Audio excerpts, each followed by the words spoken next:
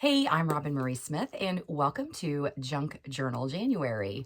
I'm excited to bring you along in my process in working in my art journal.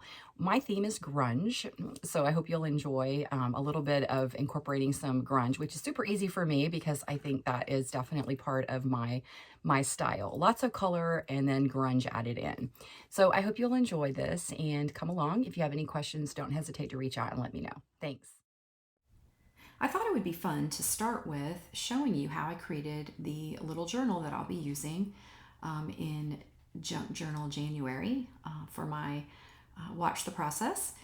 I used a lot of papers of varying sizes and colors, a lot of grungy papers, envelopes. Sometimes I use inky papers. Sometimes I even use art that I have maybe cut and torn down and want to create into something else. So I really like working this way because it's so imperfect.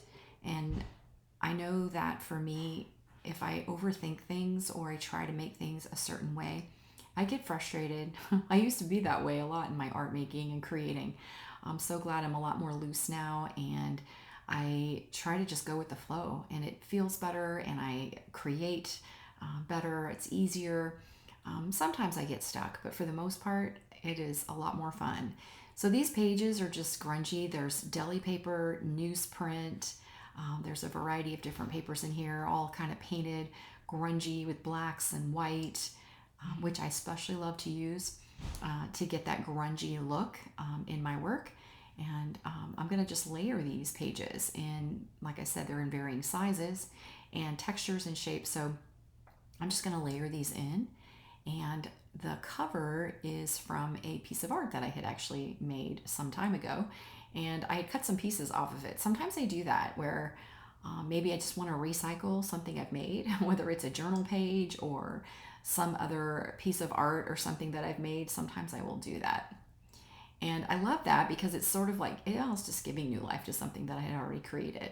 But a lot of these are just, grungy painted papers. And sometimes when I don't have a lot to do or I need just to kill some time, creating papers is a great way to just kind of do some mindless things. That way, when the time comes and I need a bunch of papers for collage or for art journaling, I have them in my stash.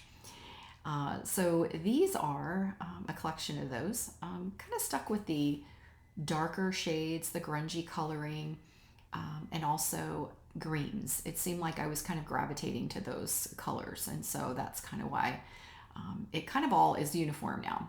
All right, that's a piece of fabric that's got some acrylic paint and some inks on it. And I'm rather happy with how this turned out. I'm going to leave a lot of the paper hanging out, but I am going to trim it just so that it's a little bit more uniform. And it's ready to go. All right, let's dive in. So I've selected a page in my little grunge journal that has one of these little security envelopes. And I painted a little bit of black around to kind of cover up some of the paper that was on the inside of the window. Now I have some of these grungy papers that I've created. Mostly I've taken book pages from magazines and from some other type of books. And what I do is I just lightly sand them and I start adding marks and acrylic paint and inks. And then I kind of roll them up like a little sandwich and I put them in a tea bath. And what I love about this process is that it creates these lovely papers that you can't really see exactly what was on the magazine page, but it gives it color and pattern. And then sometimes the water from the tea bath will change the way the colors and the way the paint looks, which I love. I also like using, as I mentioned, a lot of black. I like a lot of black and white mixed in with color, which I think is a great complement, but it also kind of gives it that little edgy, grungy feel to it.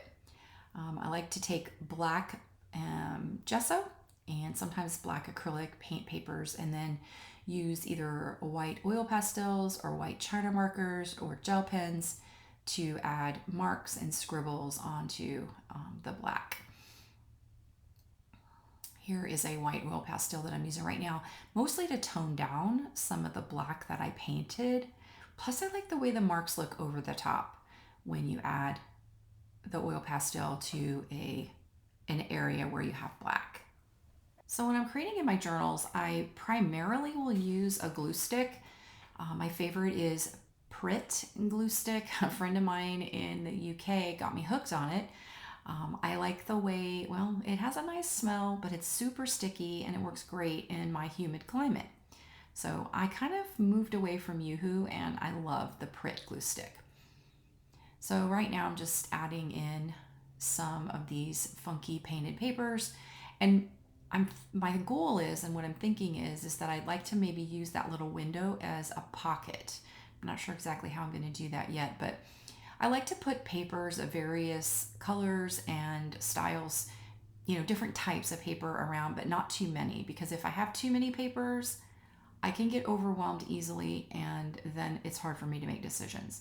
So I like to have a few bigger pieces and then some small pieces that I can choose from, and then just start placing them down. This one was from, I think it was from the underside of a little envelope, an old envelope actually.